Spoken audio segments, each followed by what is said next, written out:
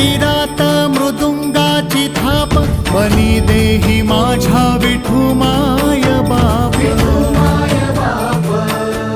टाळ चिपळ्यांच्या संग विठू